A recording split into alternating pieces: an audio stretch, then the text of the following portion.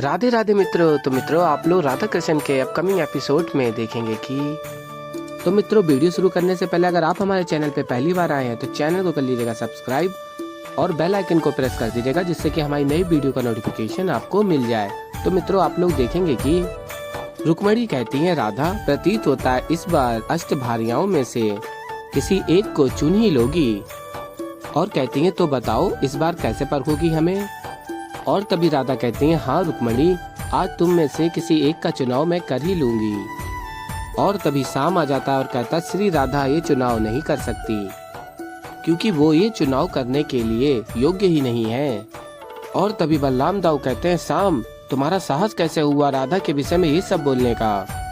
और तभी शाम कहता है, क्षमा कीजिएगा ताऊ श्री, किंतु आज अगर मैंने सत्य नहीं बोला तो भरी सभा में अष्टभार्याओं के साथ अन्याय हो सकता है।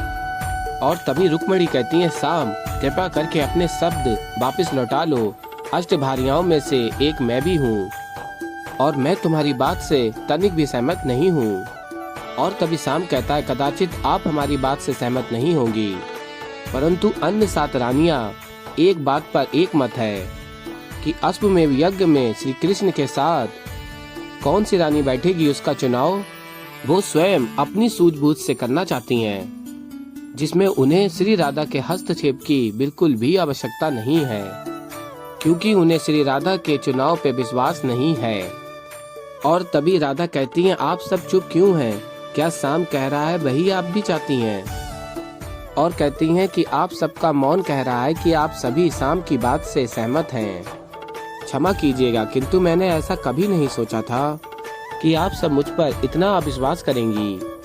यदि ऐसा है तो मुझे ये कार्य नहीं करना चाहिए। और फिर मित्रों आप लोग आगे देखेंगे, देवी पार्वती महादेव से कहती हैं, राधा कृष्ण को कितना आहत होना पड़ा। शाम ने ये कैसा आरोप लगाया राधा के ऊपर। और फिर तभी महादेव कहते हैं, केवल शाम ही नहीं देवी, अष्टभार्याओं के मन में देवी राधा को लेकर अविश्वास उत्पन्न हो गया है। इस चयन के कारण देवी राधा को कितना कुछ सहना पड़ रहा है और ये मेरे आराध्य श्री कृष्ण को कितनी पीड़ा दे रहा है। मैंने सोचा भी नहीं था कि ये अश्वमेध यज्ञ के कारण राधा कृष्ण को इतने दुख झेलने पड़ेंगे। और फिर मित्रों आप लोग आगे देखेंगे कि कृष्ण जी कहते हैं, ये सत्य सभी के समक्ष आ जाएगा।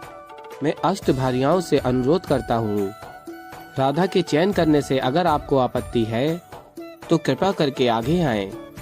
और फिर आगे आप लोग देखेंगे कोई भी आगे नहीं आती है रानी। और फिर तभी शाम कहता है, माताएं अपना मत रखिए, बताइए सबको कि आपको श्री राधा पे विश्वास नहीं है। और फिर कहता है, ठीक है, आप सब में साहस ही नहीं है, इसीलिए तो आप सबके साथ ये अन्याय हो रहा है। और फिर कृष्ण जी कहते हैं, अर्थात किसी को कोई आपत्ति नहीं है।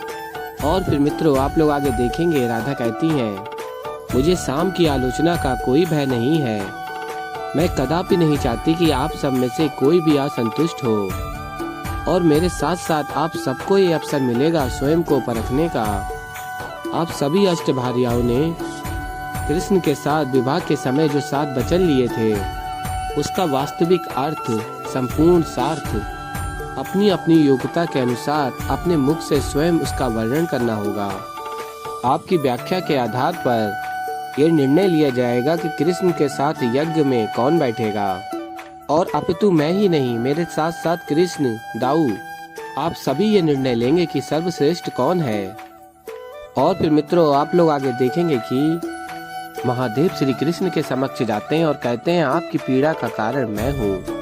ये अश्वमेध यज्ञ मेरी ही योजना थी, परंतु मैं ये अपराध और नहीं करना चाहता जिस यज्ञ के कारण संपूर्ण संसार का कल्याण होगा। और कहते हैं, मैंने कभी कल्पना भी नहीं की थी वही अश्वमेध यज्ञ मेरे आराध्य श्री कृष्ण और देवी राधा को इतनी पीड़ा देगा, उन्हें इसके कारण इतना अपमान सहना होगा। और कहते हैं, मुझे क्षमा कर दीजिए आराध्य। और फिर तभी श्री कृष्ण जी कहते हैं, आराध्य मुझसे क्षमा मांगकर मुझे लज्जित मत कीजिए। और फिर मित्रों आप लोग आगे देखेंगे, रुक्मणी कहती हैं, हमें अपना वचन किस प्रकार सिद्ध करना होगा, हमें कोई कर्म करना होगा या अपने वचन के विषय में बताना होगा। और तभी राधा कहती है, मेरे विचार से यहाँ पर सभी अपनी योग्यता से भली भांति परिचित है और कहती हैं एक एक करके आप कृष्ण के समक्ष ये बताइए, कृष्ण की अर्धांगिनी के रूप में कैसे सर्वश्रेष्ठ हैं आप। और मुझे पूर्ण विश्वास है कि आप स्वयं को परख के सत्य ही कहेंगी। और फिर तभी आप लोग देखेंगे अष्टभार्या कहती हैं ये अवसर सर्वप्रथम मुझे मिलना चाहिए। और तभी रुक्मिणी कहती है मेरी आप सबसे विनती है, यदि जाम्बती अपनी बात कहने के लिए अति उत्साहित है तो हम सबको उसे प्रेम पूर्वक ये अवसर देना चाहिए। और तभी राधा कहती है हाँ सखियों, रुक्मिणी उचित कह रही हैं। और फिर मित्रों आप लोग आगे देखेंगे नारद मुनि श्री कृष्ण के समक्ष कहते हैं अब आपकी सारी भार्याएं आपको दिए हुए वचनों का विस्तार करेंगी। और कहते हैं देवी राधा को जिस रानी के शब्द सर्वश्रेष्ठ लगेंगे वही रानी अश्वमेध यज्ञ में आपके साथ बैठेगी। और फिर तभी जाम्बती जाती हैं और कहती हैं श्री कृष्ण, मैंने आपके विवाहिता होने की सभी वचनों का निर्वहन किया है। यदुवंश को शिव की भांति तेजस्वी पुत्र दिया है। आपकी पत्नी के रूप में मैंने आपकी हर प्रकार से सेवा की है।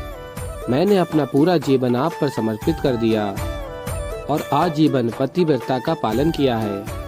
इसीलिए मुझे लगता है कि द्वारका में होने वाले अश्वमेध यज्ञ में आपकी अर्धांगिनी के रूप में मैं सर्वश्रेष्ठ हूँ। और फिर मित्रों आप लोग आगे देखेंगे कि सभी रानियां एक एक करके अपने वचनों का वर्णन करती हैं। और फिर आगे आप लोग देखेंगे बलराम दाऊ के पास समाचार आता है और फिर बलराम दाऊ पढ़ते हैं और फिर अत्यंत क्रोध में आके कहते हैं अश्वमेध यज्ञ के अश्व को रोक लिया। कौन है जो कान्हा से युद्ध करने का साहस कर रहा है। और फिर मित्रों आप लोग आगे देखेंगे कि अंत में रुक्मिणी आती हैं और कहती हैं श्री कृष्ण यहाँ सभी ने विवाह में दिए गए वचनों की बात की है और मैंने तो वो वचन भी निभाए हैं जो मैंने आपको अपने मन से दिए थे। और तभी बलराम दाऊ आ जाते हैं और कहते कान्हा एक विशेष परिस्थिति आ पड़ी है और कहते हैं उसके लिए मुझे तुमसे एकांत में वार्ता करनी होगी। और तभी कृष्ण जी कहते हैं अभी नहीं दाऊ, अभी तो रुक्मिणी की बात मुझे सुननी होगी। हम इस विषय में कुछ देर बाद बात करते हैं दाऊ।